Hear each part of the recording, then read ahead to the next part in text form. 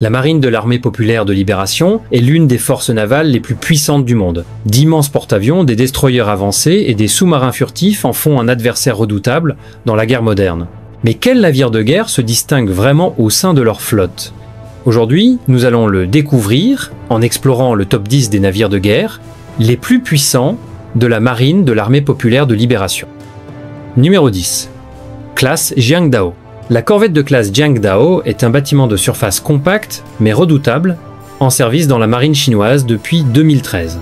Conçue pour les patrouilles côtières, les missions d'escorte et la lutte anti-sous-marine, cette classe incarne la polyvalence dans les eaux peu profondes et littorales. Avec une longueur de 4,20 mètres et un mètre-bau de 11,14 mètres, elle déplace environ 1500 tonnes en charge maximale. Bien qu'elle soit plus petite que les autres navires de guerre, elle embarque des capteurs modernes et des armements, y compris des missiles, des torpilles et un canon principal pour les combats de surface. Propulsée par des moteurs générant 13 800 chevaux, elle peut atteindre une vitesse de pointe de 46 km/h et dispose d'une autonomie opérationnelle de 6500 km. Avec un prix unitaire de 102 millions de dollars, elle représente une option économique pour des opérations multirôles le long des frontières maritimes de la Chine.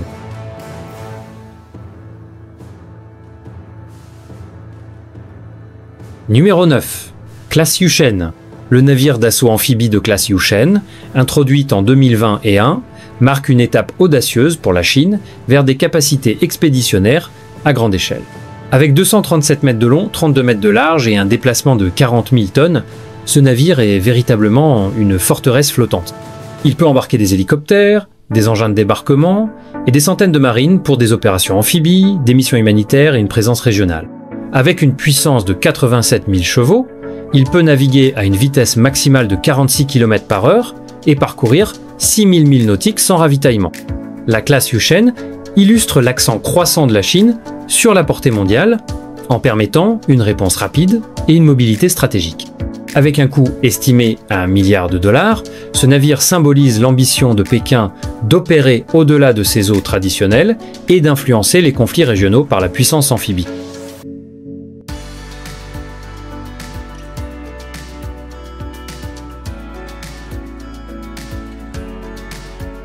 Numéro 8. Classe Sovremeni. Initialement construit par la Russie et acquis par la Chine à la fin des années 1990, les destroyers de classe Sovremeni restent parmi les bâtiments de surface les plus lourdement armés de la flotte. Les versions chinoises ont été modernisées pour s'adapter à l'évolution de la doctrine maritime du pays. Longue de 156 mètres et large de 17,3 mètres, avec un déplacement de 8480 tonnes, ces navires ont été conçus pour la guerre de missiles à grande vitesse. Capables d'atteindre 60,6 km/h, grâce à leur moteur de 100 000 chevaux, ils emportent des missiles anti-navires longue portée et des missiles de défense aérienne, ce qui en fait une menace sérieuse, même selon les standards actuels. Avec une autonomie de 7260 km, ils sont optimisés pour les opérations au-delà des zones côtières, en escortant les porte-avions ou en imposant la domination navale dans les eaux contestées. Avec un prix d'environ 600 millions de dollars, ce sont des navires hérités qui conservent une puissance redoutable. Numéro 7. Jiangkai 3. La classe Jiangkai 3 est la nouvelle frégate multirôle de nouvelle génération de la Chine, dont l'entrée en service complète est attendue d'ici 2025. Avec une longueur de 150 mètres et une largeur de 18 mètres, elle déplace environ 6000 tonnes et est conçue pour les opérations en haute mer. Elle combine des capacités de lutte antiaérienne, anti-sous-marine et de guerre de surface en une seule plateforme avancée. Le navire est propulsé par des moteurs produisant 39 050 chevaux et peut atteindre une vitesse maximale de 52 km/h. Son autonomie de 9 260 km permet des missions prolongées loin des eaux nationales. Équipée de radars à balayage électronique, de systèmes de lancement vertical et de systèmes de combat intégrés, cette frégate représente un grand bond en avant pour la technologie navale chinoise. Avec un coût estimé à 348 millions de dollars, la Jiangkai 3 comble le fossé entre les corvettes légères et les destroyers lourds, offrant flexibilité et puissance de feu. Numéro 6. Classe Kuznetsov modifiée. Connu officiellement sous le nom de Type 2 et baptisé Shandong, ce porte-avions est le premier porte-avions construit entièrement en Chine, entré en service en 2019.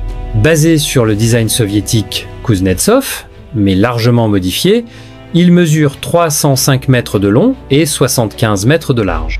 Avec un déplacement de 70 000 tonnes, il sert de navire amiral aux ambitions navales chinoises. Capable de lancer des avions de chasse et des hélicoptères à partir d'un tremplin, il étend la portée de la marine chinoise jusque dans le Pacifique. Bien que sa puissance exacte reste classifiée, on estime que le navire peut atteindre 57 km/h et parcourir 8500 milles nautiques. Le Shandong sert de plateforme de formation, de base opérationnelle et de symbole de la fierté nationale.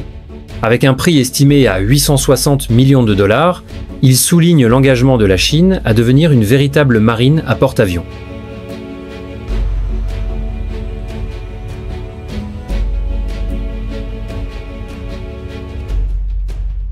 Numéro 5. Classe Luyan 3. Introduit en 2014, le destroyer de classe Luyan 3, également connu sous le nom de Type 50 2SD, est un pilier de la flotte de surface chinoise. Il mesure 157 mètres de long et 17,2 mètres de large pour un déplacement d'environ 7500 tonnes. Conçu pour des opérations multirôles, il dispose d'un profil furtif, de systèmes de missiles longue portée et d'un puissant radar pour la défense aérienne. Propulsé par des moteurs développant 86 500 chevaux, le navire peut naviguer à une vitesse allant jusqu'à 56 km/h et dispose d'une autonomie de 8300 km. Son système de lancement vertical permet d'emporter des missiles antiaériens, antinavires et d'attaque terrestre, faisant de lui l'une des plateformes les plus polyvalentes de la marine chinoise. Avec un prix de 800 millions de dollars, le Luyan 3 reflète l'évolution de l'ingénierie navale indigène de la Chine vers un niveau mondial.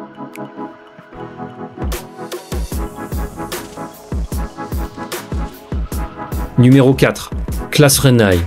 La classe Renai, désignée Type 55, est le plus grand et le plus puissant bâtiment de surface chinois à ce jour. Mis en service en 2020, ce destroyer lourd mesure 180 mètres de long, 20 mètres de large et déplace 13 000 tonnes. Doté d'une puissance impressionnante de 150 000 chevaux, il peut naviguer à 56 km/h et atteindre une portée de 9 300 km. Armé de plus de 100 cellules de lancement vertical, il peut déployer un large éventail de missiles guidés pour des missions antiaériennes, antinavires et de frappe. Il dispose aussi de capteurs avancés et de systèmes de guerre électronique intégrés. La présence de la classe Renai symbolise la transition de la Chine d'une défense régionale à une projection de puissance globale. Souvent comparé à des croiseurs pour sa taille et sa puissance, il est conçu pour diriger des groupes de combat et dominer des eaux disputées.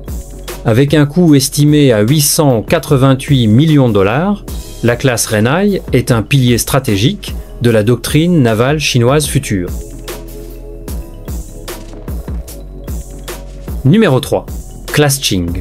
Le sous-marin de classe King, en service depuis 2012, représente une plateforme diesel électrique moderne optimisée pour la défense côtière et les patrouilles prolongées.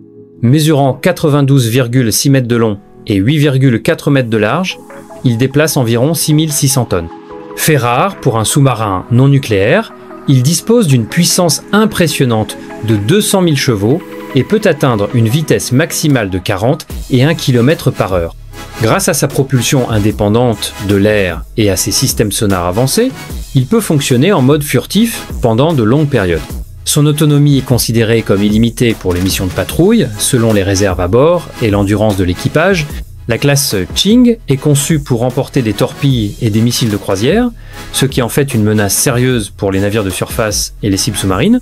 Avec un coût unitaire d'environ 625 millions de dollars, c'est un outil haut de gamme pour interdire l'accès à l'ennemi et sécuriser les intérêts maritimes chinois. Numéro 2. Classe Shang. Le sous-marin d'attaque nucléaire de classe Shang, introduit en 2006, est un élément essentiel de la capacité de guerre sous-marine de la Chine. Long de 110 mètres et large de 11 mètres, il déplace environ 7000 tonnes.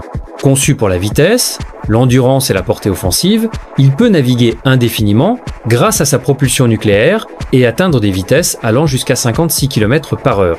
Il emporte des torpilles et peut être des missiles de croisière anti-navire, capables de frapper des cibles à longue distance tout en restant invisibles. La classe Chang opère en eau profonde, assurant des missions comme l'interdiction des routes maritimes, la surveillance et la traque des porte-avions. Bien que les détails techniques soient classifiés, son design met l'accent sur la discrétion et la capacité de survie.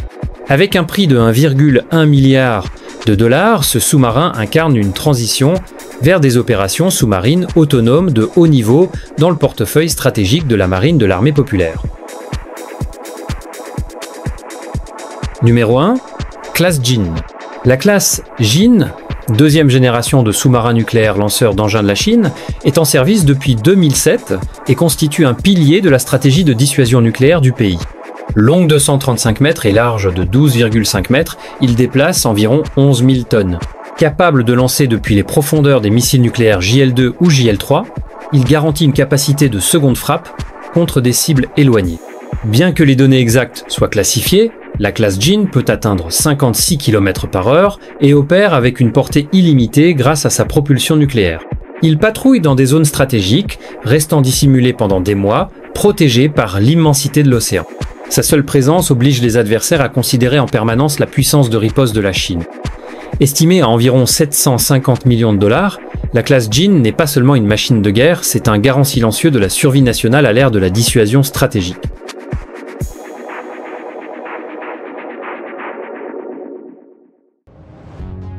Et voilà, chers amis, voici les 10 navires de guerre les plus puissants de la marine chinoise. Êtes-vous d'accord avec ce classement? Dites-le nous dans les commentaires. Et n'oubliez pas de liker et de vous abonner si vous voulez voir encore plus de classements comme celui-ci.